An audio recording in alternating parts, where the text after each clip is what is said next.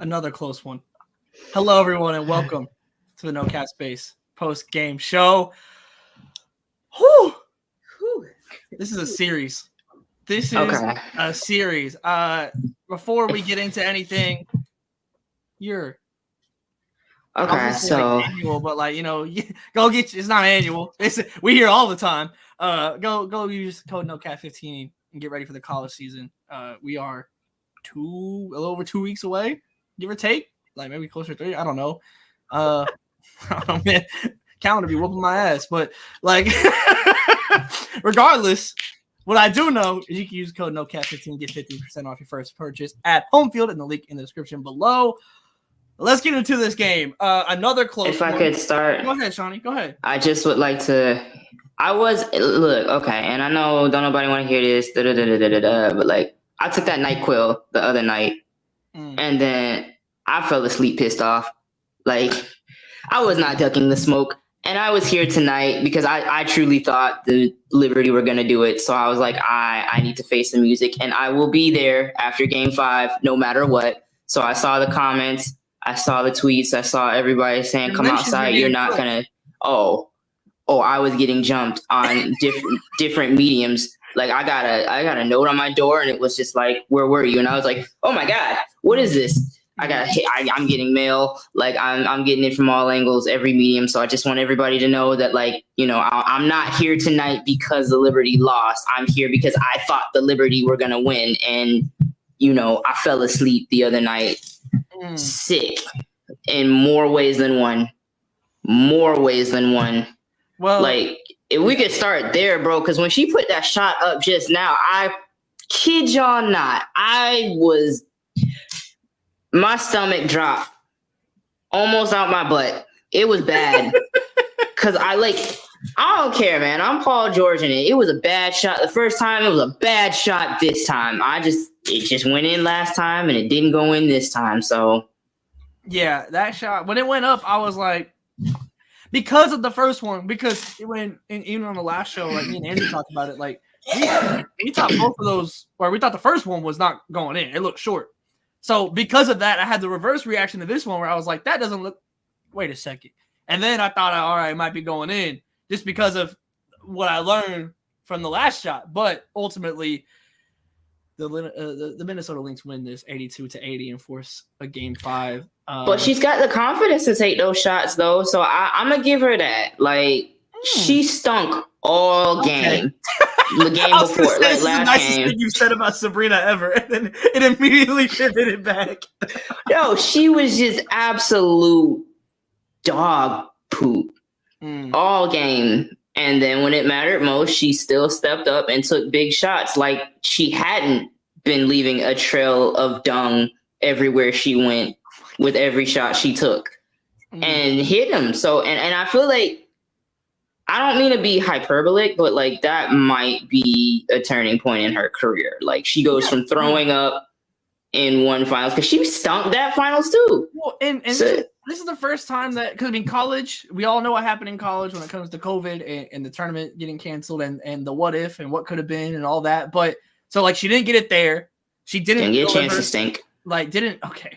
Regardless, didn't get the chance to presumably make a run into the deep end of March Madness. Then last year comes up short and doesn't come through. This year is the first time that we've seen a moment with her in these deep water games that she delivered. And tonight she didn't in that way, and wasn't the only one who didn't deliver tonight. Wait. She So what I don't want to have happen is that shot has more impact than what's really happening in the series. She started 8 for 26. 8 for 26. Come on now. We don't want to be prisoners of the moment. 8 for 26 is golden. Okay? Yeah. She went to the next game, shot 5 for 9. Went to the next game 3, the shot that she shot 5 for 12. Yeah, she made the big shot, but 5 for 17. So come on, yeah. Turn her mic up. So I just want to let's add some perspective. The shot she hit to win Game 3, hell of a shot. I can't take that away. But on the whole, over the course of 4 games, I don't know what the percentage is. Somebody's telling me to turn my mic up. I got it. I got it. Okay. I got it. I don't know what take my mic here. Take my left. Okay. Can we do some quick math? Can we do some quick math? That's 15. Not me. No, 15 plus 8 is 23. Plus another. So she's shooting under 50% from the field. Okay. She's shooting under 50% from the field. So come on now. It's. I know. There's another person that we want to get on. Oh, and we're going to because I have feelings. But I want to say she ain't escaped my wrath, not yet. Look, okay. So here's the thing, because I've been on her about being clear out on Sabrina. No, I agree with everything you say, and I was just going to be a little more balanced, I guess, and say the next step for her is consistency, because you can't have these huge clutch moments and then stink again, leaving a trail of dung everywhere you go. And tonight, more of the same. So it's kind of Ryan kept trying to give her grace about 33 for 60 something. I don't want. Oh, come on now. But yeah, and Ryan kept trying to give her grace on when she's not shooting or she's being judicious with her shot, she's making an impact in other. And I'm she got 3 assists. No, she's not. And also she keep fouling. And that's another thing. Because hold up, Greer, bounce pass, please. Greer, bounce pass, please. Because we done had we had a foul for a 4-point play. And tonight, who fouled Bridget Carlton at the end of the game? Who was that? Sabrina on the box out. Okay, because some people was trying to tell me that, her defense, she should have been on first team because, as a two-way player. Excuse me. No. We can absolutely give her credit for growing as a three level scorer and saying she's not consistent yet, but there are still elements of her game that we can see, once she puts it all together, whenever that may be, hopefully before Earth collapses. But whenever that gets together, okay, it's there. But defensively, stop playing in my face. Don't do that. And we're seeing no. She's been on the receiving end of way too many bad fouls for y'all to still be telling that lie that as a defender, she's the better option. No. Bring these last 2 comments up on screen, please. So first when was the last time that Sabrina went over from 3? She went over 5 tonight. It's been a while because Ryan Rucco every single game in this series has she's had a whole playoff streak of games with 1-3, at least 1 3-pointer made. That's a great point. Yeah, so even that game when she went scoreless and they gave her that BS technical so that she could actually get on the board, and then she saw it go through and now she's hitting a 3. Man, that was trash. Yeah, shooting 37%. 37% in the series. So I think also a big part of Alabaster Enrique. Okay. Well, hey, she did tweet about her the other night. Yeah. I think birds of a feather. I think get also, the backboard together. A point here is that she also had no free throws as well. So you're not making it from deep, you're not getting to the line. It's an odd diet of shots for Sabrina. And so when we talk about the judicious, I think to a point, she still shot 16 times tonight. So that's not a low amount. She still had the second most shots on the team. Which is a problem when you got Phoebus at 19. Yes, and John Quill was cooking, but we can get all into no, because it's time to start the narrative that Sabrina is holding Phoebus back. This is so wicked, bro. You gave us the fodder, you know what I'm saying? I was trying to be chill, and Greer was and I can't leave a black woman out there alone to just be the only one agendaing, so it's 2-man game. Let's go. That's what Phoebus said. Okay. But yeah, the other player I want to talk about here is Stewie. What the hell? You on your own, sister. We went from last. Oh wait, okay. I do want to bring this up because this is interesting. the last time Sabrina Ionescu did not make a 3 in a game was June 27th, 2023. So we're talking over a year of hoops with this. It's so not that long ago. Like it's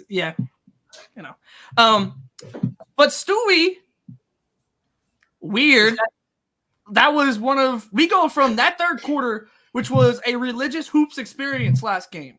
Like that was someone just like that is Stewie. Like that's Mount Rushmore Stewie in that third quarter of last game. And even like in both teams on the defensive side of the ball, you had I think like 4 or 5 blocks. Last game, you had 7 steals in game 2. Like we have seen Stewie this series, and as close as we've seen to her being Seattle Stewie since she's come to New York, in my opinion, has been in this series. And today, 17% Stewie back. It was 5 of 20, 11 points, 11 rebounds, 3 steals. So like there was other impact, like especially like towards the end was like super disruptive on defense. But Jonquel got this team to the third quarter and was doing phenomenally. And all they needed was one quarter of really they just needed Stewie or Sabrina to lock in. To do anything. You just needed one of them. And neither of them showed up. And like we've talked about Jonquel disappearing a lot at different points just over the course, especially since she's come to New York. And that was not the case today. Those first, the first through third quarter from Jonquel today were fantastic. And she still only had 10 shots. Like she was just getting it done in what she was being given. And a lot of that had to do with going against Smith and then kind of trying to expose that matchup with the injury to Smith. And she was doing great. And one, they didn't go to her a ton. Tell me if you heard us talk about that before. And 2, when it mattered most and she kind of fell back, no one else picked up from there. And that's where you would think Stewie would. And it didn't happen. Because didn't she it took till the third quarter for her to miss her first shot or something crazy like that? Yeah, I believe she was 6 for 6 and ended 7 for 10. Like going into the third quarter, I think she was 6 for 6. So and that's what I'm saying. Like when we go back to Sabrina having however many shots she had, it's still too many. Especially I don't know how many times we have to get on this post game and keep saying this. The Minnesota Lynx, their only Achilles heel is in the front court. Yep, hello, you have a former MVP. She's 6'6". I'm sorry, it would be until we'd be feeding her till she couldn't breathe. Like you are not going to stop. She would still be shooting right now. Yeah, right now. It's giving me gas because they started the game talking about these are the 2 winningest coaches in WNBA playoff history. But again, it just shows that there's levels to this shit. There's levels. And there's Cheryl and there's Sandy, okay? Because Alana Smith goes down in game 3, back tighter than I don't know what. Right? Okay? They start the game, to your point. JJ starts 6 of 6. She's absolutely cooking Alana Smith, who cannot even make layups on the other end of the floor. Just okay? struggling. She puts Dorka in. Dorka, I believe, at least keeps it even, doesn't give up any baskets. Look, just to that point, plus minus was a 0. Which that's that's all you can ask for. Dorka, plays 10 minutes, 1 bucket, good energy. We're cool. Cool. Follow me, right? Brings Dorka in after playing Maisha Hines-Allen. Also brings Chechi in early, a lot earlier than she has earlier in this season. The Shisha Heidemann thing happens. Goes off the bench crying. Comes back in the game. Still impactful. The depth and the trust that the team has within each other is just off the charts. And it's paying dividends in a game like tonight where Alana Smith then hits a 3, gets a layup, right? Got by Stewie, comes back and hits a layup the next time. You get what Sandy, I don't even know what is over there happening. How do you not feed JJ on a hobble Alana? Yeah. And and if you subscribe to our Substack, No Cap Space, in the description below, you'll see questions answered, questions raised, because all of my questions keep getting answered.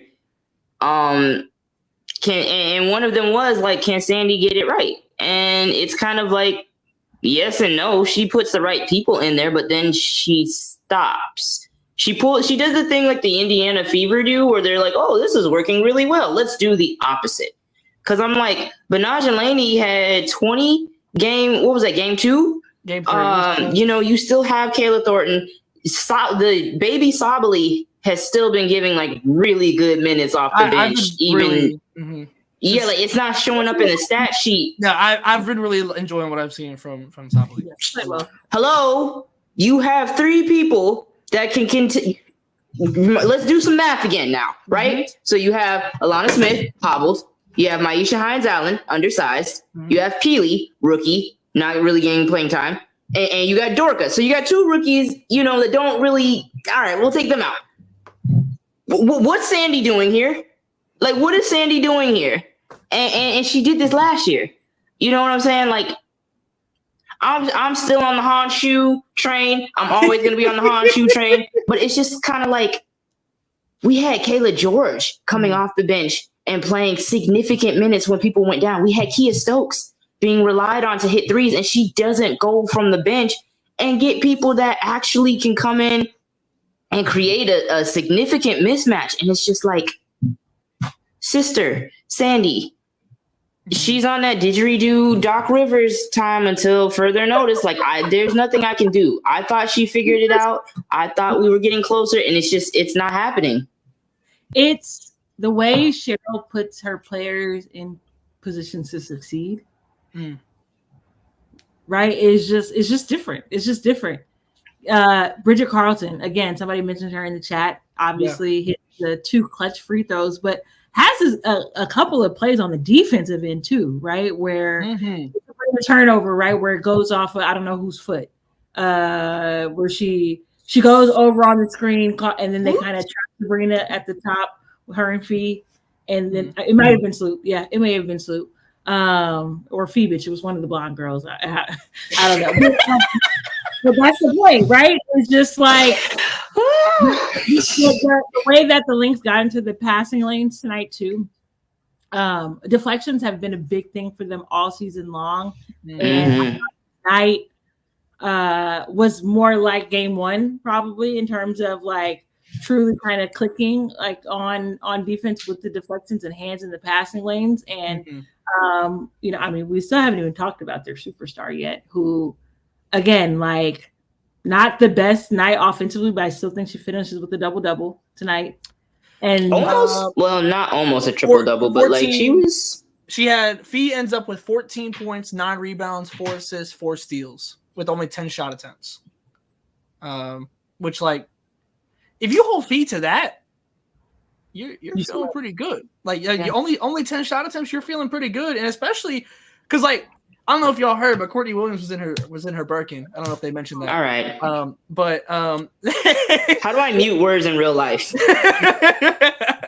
But like the second half, Courtney like just gassed. I think is really just what it came down to. Disparity and other things, right? Yes. Hey, Cheryl put the call in the post game after game 3 where it was like, I don't know if y'all see this, but Stewie been getting whistles, y'all. Like, I don't know if y'all seen it. Okay, so this is the difference between Cheryl and Becky. When she goes and complains and goes full white woman in a press conference, look what happens. Her black superstars benefit from it. So, like, this is what I'm saying.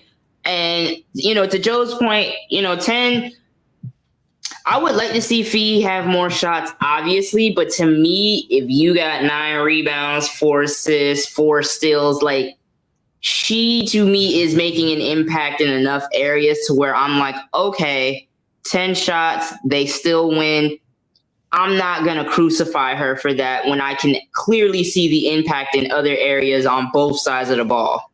And I can guarantee you that will not be the case on Sunday. Mm-hmm. So, yeah. And I think it's also important with Fee specifically to note, because I think Minnesota is they play team defense, but I think a lot of it's pretty stand up in a lot of ways. Like, because frankly we can't really help off anyone on New York. Whereas with Fee, Stewie is automatically hovering over on the backside of post-ups and everything to avoid. Like there were several times where they would run a pick and roll, get the switch, and you get a guard on Fee, and then Stewie comes and blocks that back pass, and then they end up swinging the ball around and getting an open jumper.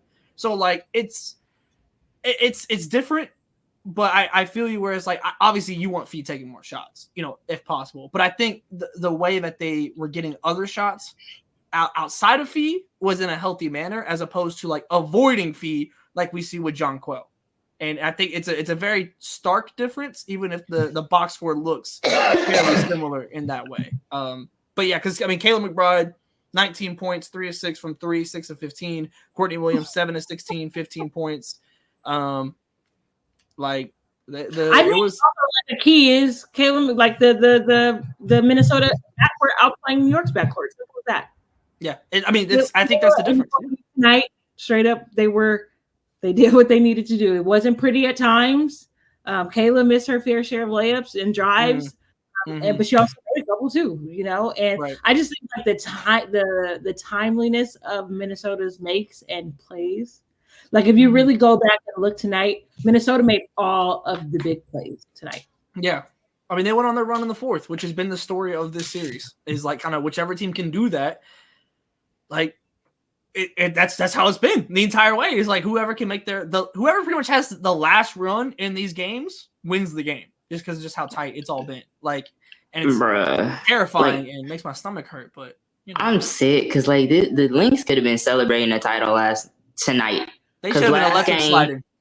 Yeah, like the grand. It should have been like storming the court, electric slide. Because all the fans doing it too. That'd be fire. Man, that would have been fire. Yeah. But like to your point, last game they had the opportunity. There was that missed layup.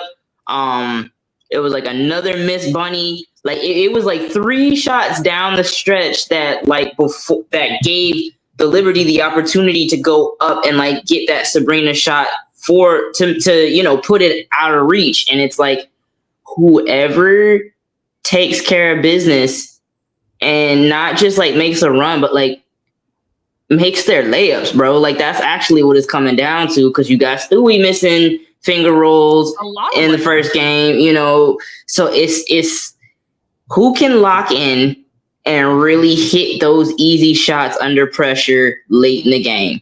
And again, if you subscribe to our Substack, there will be another questions answered, questions raised before game 5 for all the marbles. And we're touching on a little bit of it here, but that's one of them.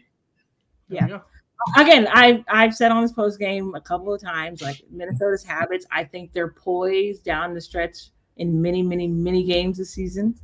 There was a point tonight, right, where Cheryl calls a timeout. I think New York scores. Cheryl calls a timeout, and they run the play for Kayla McBride, and she scores after the ATO. And it was like very. It wasn't like celebrated. It was just like, let's just handle business. Let's just like go down on offense and get a quality possession.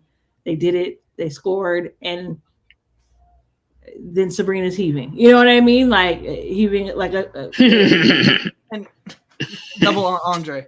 Don't ask how. I think that's actually an interesting point that you bring up, like especially in conjunction with the ATO mentioned, and you talk about the Liberty, the way that they operate at end of games, and it comes down to the clipboards to me. The Lynx get their opportunities late in the game based off movement and off-ball movement, where it feels like the Liberty always end up with a jumper, and where it feels like a lot of the time Minnesota's getting to the rim, whether it be a pick and roll situation or an off-ball cut.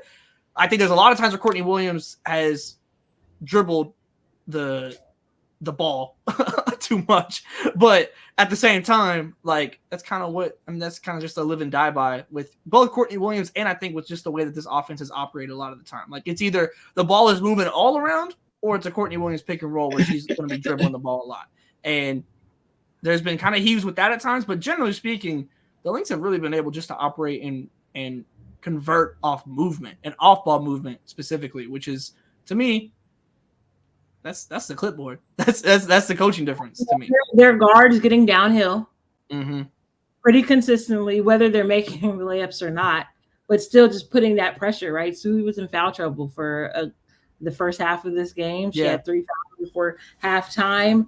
Then Kayla got her fourth foul on Stu, like the fourth foul on Stu on a layup, right? And it was an and one. Debatable again, right? If it was a foul or whatever, but called in the moment. And so yeah, the way that Minnesota's and what's crazy is like Courtney and Kayla are like fantastic shooters.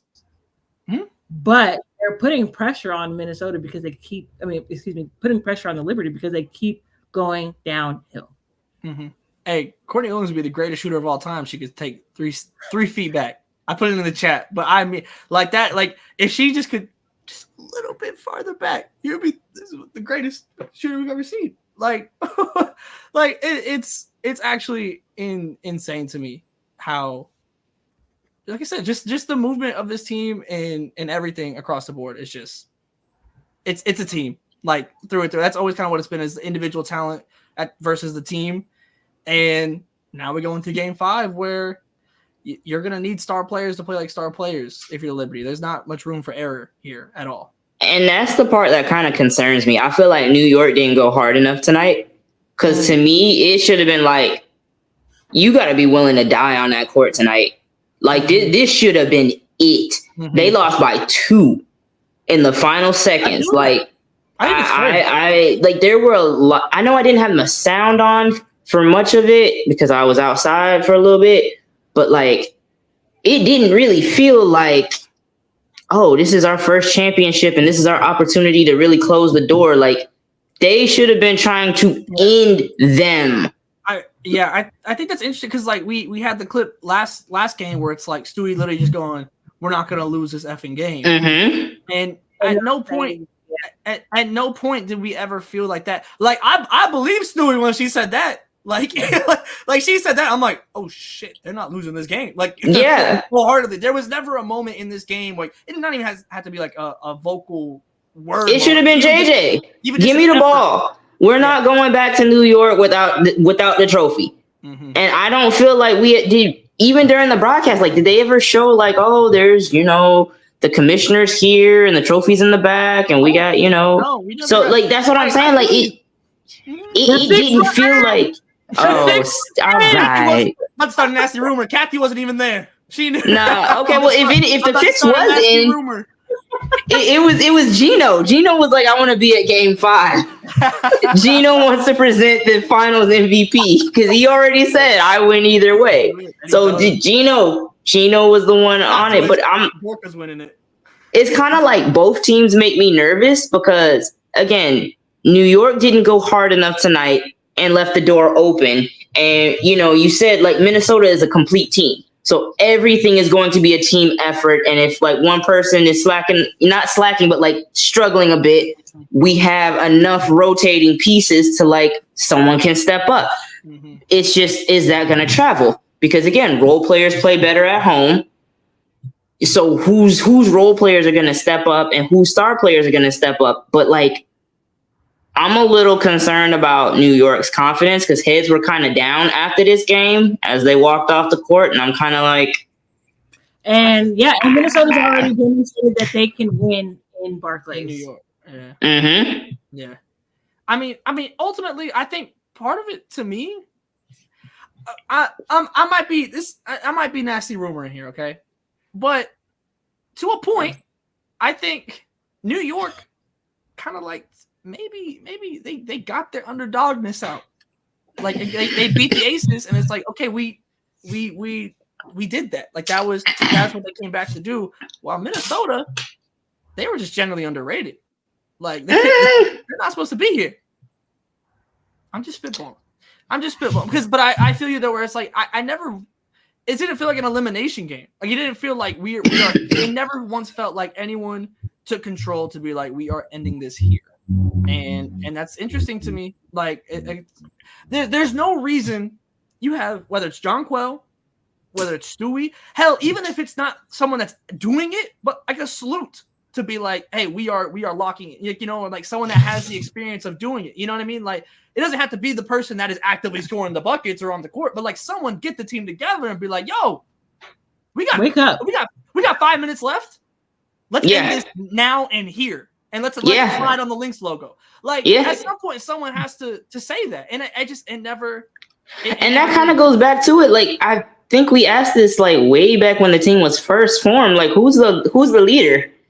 Like who's the one that really is like, all right, gather around. Like how Candace is always like, let's change the vibe. Like who is the vibe changer for the Liberty? I still don't fully know who the vocal leader is. Mm-hmm. That's a really interesting point because we flashback to Stewie. We're not losing this fucking game towards the end of game 3.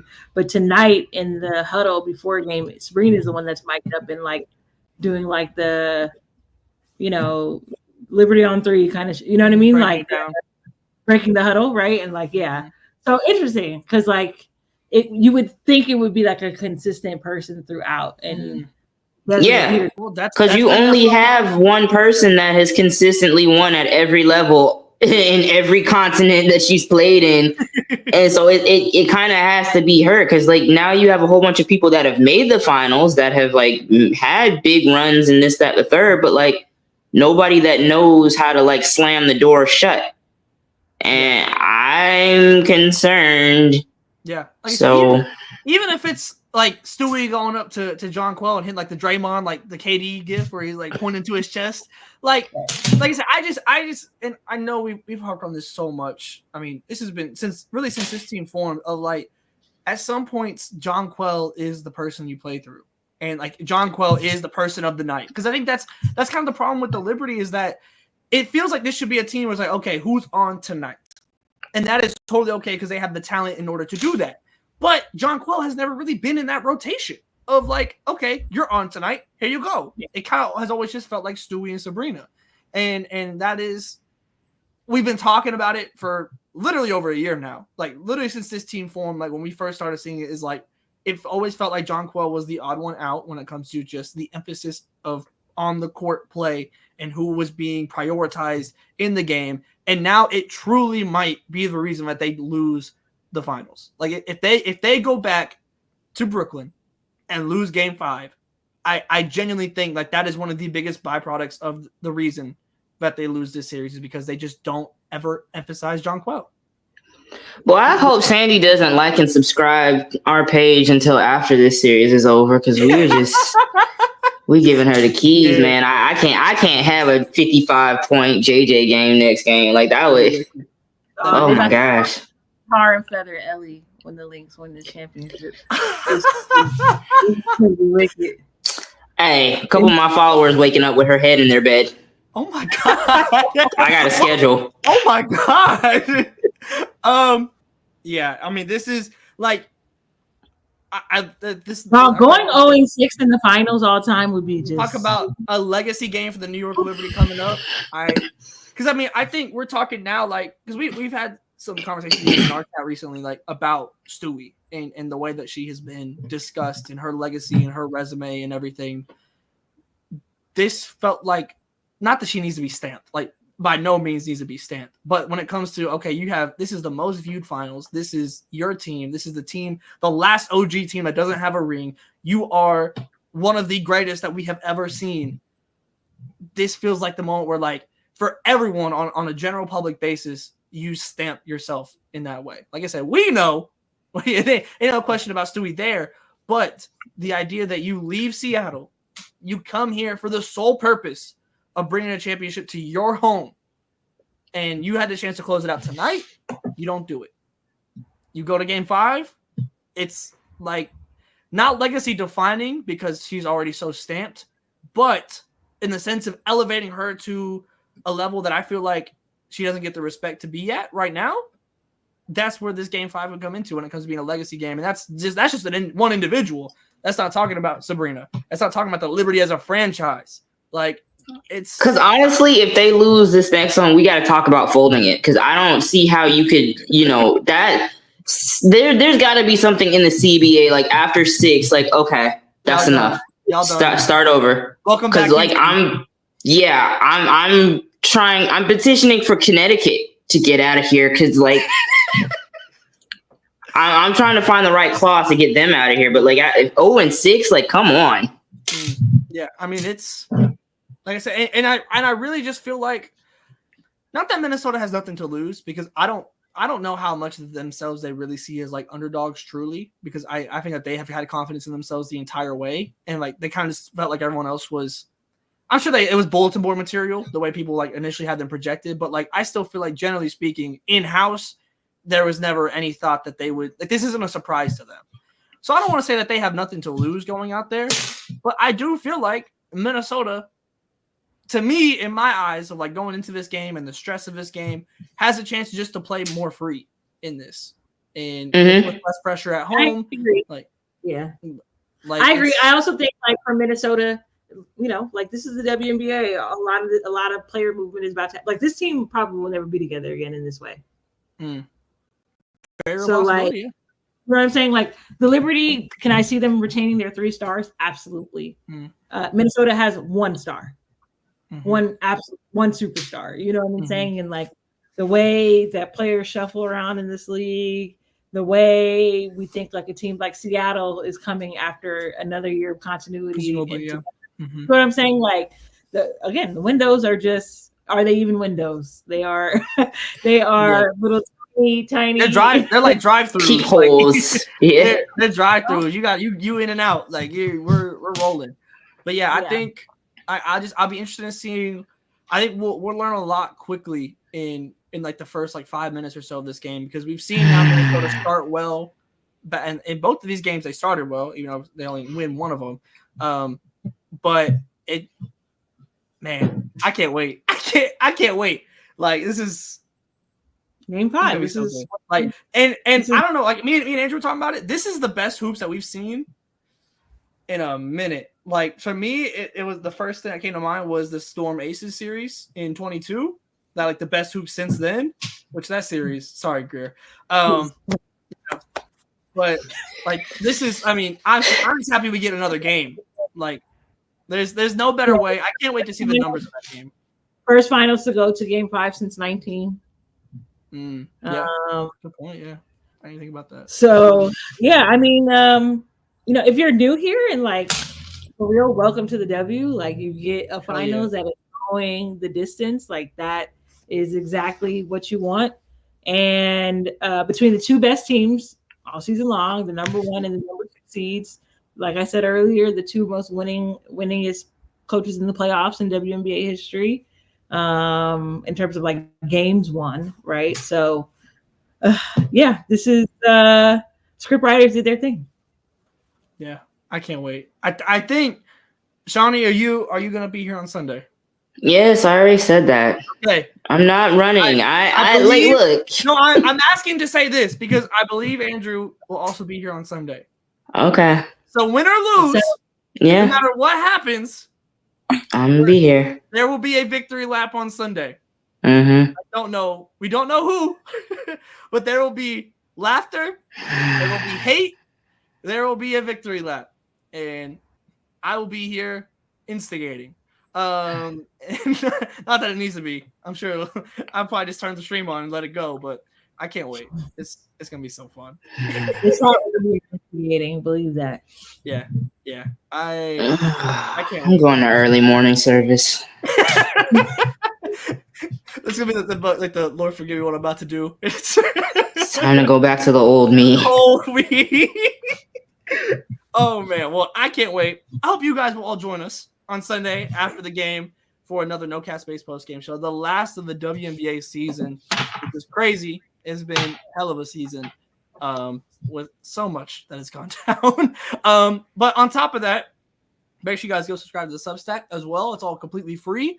I know we'll have we'll be wrapping up the season not long after Sunday, and then it's college time, y'all. Like we are, and I said this last stream, but I said we had a big time player from big time program. I lied. We got more than one. Maybe more than 2. I don't know. I would subscribe just to see. I would subscribe. Genuinely speaking, we're gonna get you all right. We're gonna get you all ready for the college season. And you know who else can get you ready for the college season? Home Field, where you can use code NOCAT15 to get 15% off your first purchase at the link down below. Subscribe here. Hit the bell so you're notified when we go live on Sunday. You're not going to want to miss that no matter who wins that game. It's going to be incredible. You get notified when the interviews go up. Hit the Substack as well, and we will see y'all next time.